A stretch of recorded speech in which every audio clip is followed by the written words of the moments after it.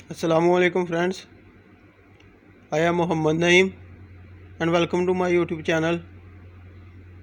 आज की वीडियो शुरू करने से पहले आपसे मेरी रिक्वेस्ट है कि मेरे चैनल SN इंजीनियर को सब्सक्राइब कर लीजिएगा और साथ दी गई बेल आइकन को भी ऑन कर लीजिएगा ताकि मेरी हर आने वाली नई वीडियोज़ की अपडेट आप तक पहुँचती रहे।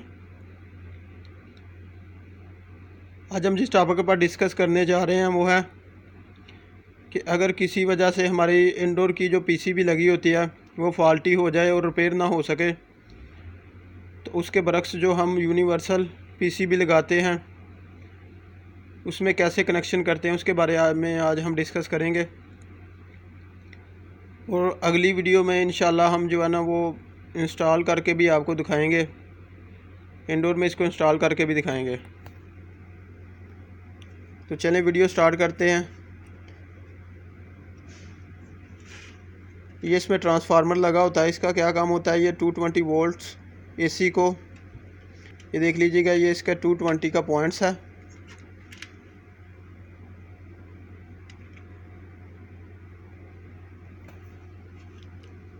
ये L और ये N पॉइंट्स है,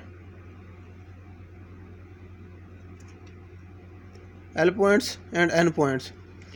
और ये जो साथ इसके पॉइंट्स है ये हमारा 220 का पॉइंट्स है।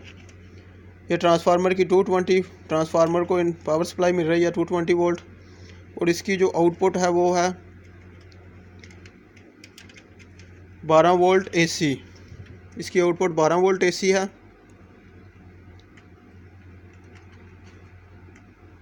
और ये जो कनेक्टर है ये हमारा डिस्प्ले का कनेक्टर है।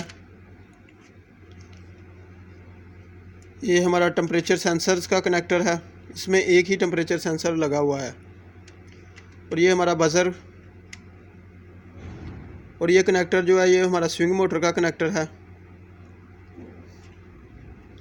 और ये रिलेज लगी हुई हैं 1 2 3 4 रिलेज लगी हुई हैं।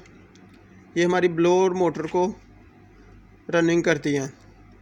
पहली रिलेज के नीचे देख लीजिएगा, ये एक कनेक्टर है, उसके नीचे लिखा हुआ है लो। दूसरी के नीचे का एक फिर कनेक्टर है, वहाँ लिखा हुआ है मीडियम। और तीसरी के नीचे कनेक्टर है, वहाँ लिखा हुआ है हाई।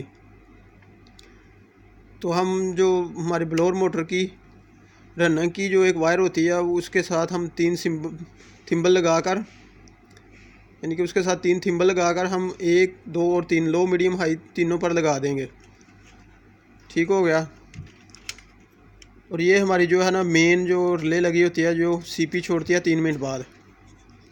इसके नीचे आपको लिखा हुआ नज़र आ रहा होगा COMP, यानी कि ये कंप्रेसर पावर है, कंप्रेसर को पावर जाएगी इसके थ्रू।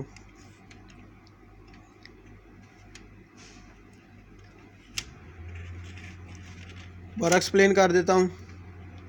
इधर हमारी लाइन वायर लगेगी मेन पावर सप्लाई की। ये दूसरा कनेक्टर है, इसमें हमारा न्यूट्रल लगेगा।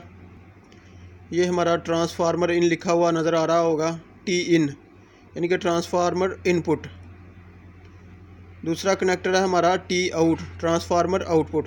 इनपुट पर हम ट्रांसफार्मर को 220 या 240 वोल्ट AC देंगे और ट्रांसफार्मर की जो आउटपुट होगी वो भी हमारी 12 वोल्ट AC होगी। और ये जो 4 डायोड लगे होते हैं इनका काम है ये AC को DC में कन्वर्ट करते हैं। और ये ब्रिज रेक्टिफायर है, 4 डायोड का ब्रिज रेक्टिफायर है। ये कनेक्टर हमारा डिस्प्ले का है, इसमें एक ही सेंसर लगा हुआ है, टेम्परेचर सेंसर ये होगी। इधर हमारा स्विंग लगेगा। और स्विंग में भी हमें जो एक 2 बातों का ख्याल रखना पड़ता है कि अगर आपने स्विंग का कनेक्टर लगाया है तो कुछ कनेक्टर तो स्विंग के पूरे आ जाते हैं। अगर पूरा नहीं आ रहा तो फिर अगर आपने एक इधर की पिन छोड़कर 5 कनेक्टर लगाएं तो हमारा स्विंग जो है ना वो जब हमने बंद करना होता है इंडोर को तो उसको भी बंद होना चाहिए। तो इसके बरक्स अगर वो ऑन हो रहा है तो आपने इधर वाला एक छोड़कर इसको लगा देना है, तो ये मसला भी हमारा हल हो जाएगा। ये मैं बता चुका हूँ, लो मीडियम हाई हमारे इंडोर ब्लोअर मोटर की स्पीड्स के लिए रिलेज हैं। ये फ्यूज़ लगा हुआ है और ये हमारा मेन रिले है जो कंप्रेसर को 3 मिनट बाद जो है ना वो फेज़ छोड़ता है। इसमें इतना ही होता है। कुछ दोस्तों ने कहा था कि मैं यूनिवर्सल PCB के बारे में बताएं, कुछ जो यूनिवर्सल पीसीबी होती हैं उसमें जो है ना वो 2 लगे होते हैं सेंसर्स, कॉइल टेम्परेचर सेंसर और रूम टेम्परेचर सेंसर। अगर वीडियो अच्छी लगी तो लाइक तो बनता है भाई, मेरी वीडियो को लाइक कीजिएगा, शेयर कीजिएगा। Thanks for watching. अल्लाह हाफिज़।